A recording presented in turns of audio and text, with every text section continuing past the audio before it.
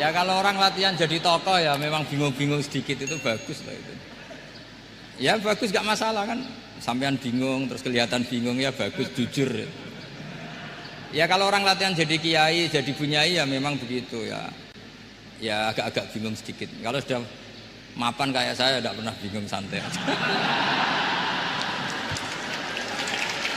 Karena tadi sudah yakin semuanya sudah ditulis di Lauh Mahfud. Yang jelas begini, pertanyaan itu ada dua. Zaman Nabi pun ngendikan ada dua. Ada su'alul mustafhim, orang tanya ingin paham. Ada su'alul muta'annid, tanya ingin mempersulit. Nah biasanya masyarakat juga dua tadi, ada tanya ingin tahu, ada tanya yang muta'annid. Muta'annid itu memojokkan kiai. Ya, saya pikir ini sudah dosen pasti tahu gelagatnya orang ini muta'annid apa mustafhim, memang benar-benar tanya apa mempersulit. Misalnya kita ketemu orang fasik ya ada dua, ada yang lugu apa ada yang enggak. Kalau yang lugu tanya caranya tobat, yang memang ingin tobat. Kalau yang enggak ya memang hanya muta'annid.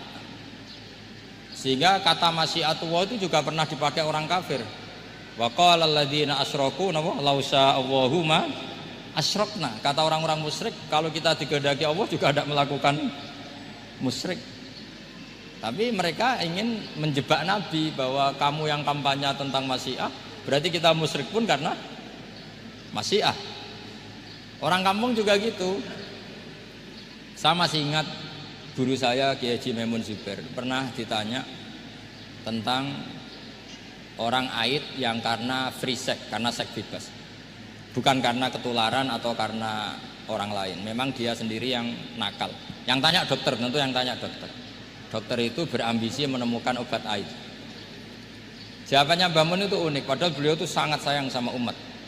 Jawabannya beliau gini, dok, sesuatu yang menjadi hukuman Allah supaya orang mau kembali tobat, ya Allah diberi hak.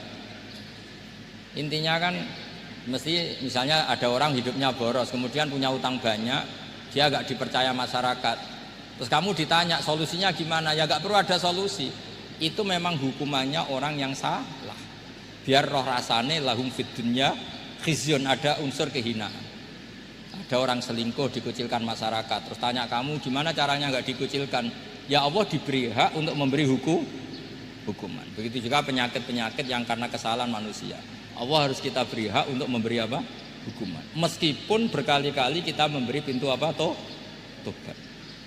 Nah, biasanya juga gitu, orang belajar itu wajib nggak? Kan wajib.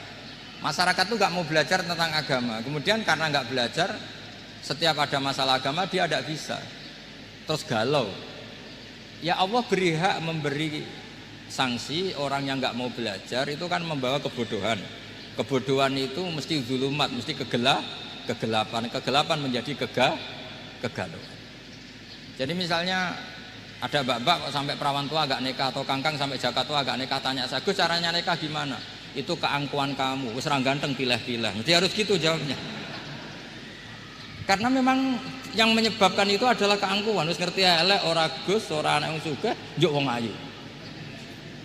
Lalu gak payu rabi itu karena keangkuhan apa karena apa coba?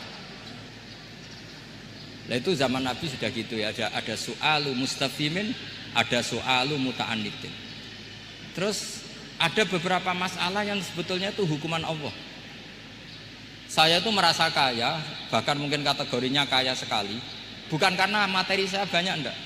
Saya ini pengagum hadis atau riwayat lah, kalau kamu nggak percaya itu hadis, karena muttorib. Wa'mal li akhiratika ka'annaka tamutu apa?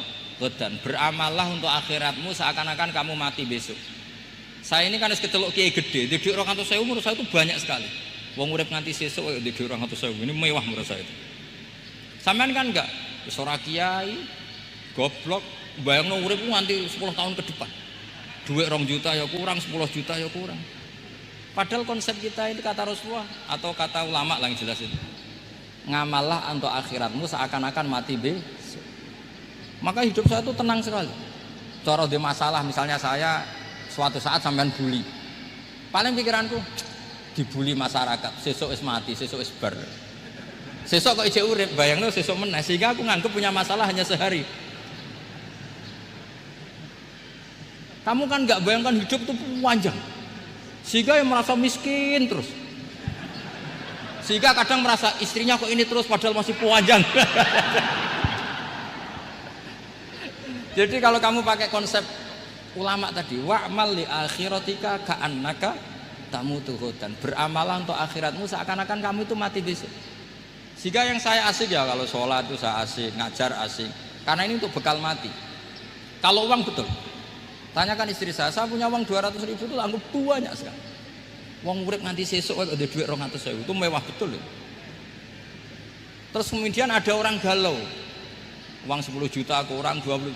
Kegalauan ini adalah dia salah persepsi. Nganggap urip itu panjang. Ini wayul hihimul amal, orang yang dibuai oleh angan-angan. Nah ini melebu alhaqumut takatsur hatta zurtumul maqabir. Ya Bu dosen yang rasa mahasiswa ya, atau mahasiswa yang rasa dosen tadi kata MC. Ini enggak gitu, keliru MC. Dosen yang rasa bunyai. Jadi lebih keren. Dosen yang apa? Rasa bunyai. Ya saya kira demikian. Assalamualaikum warahmatullahi wabarakatuh.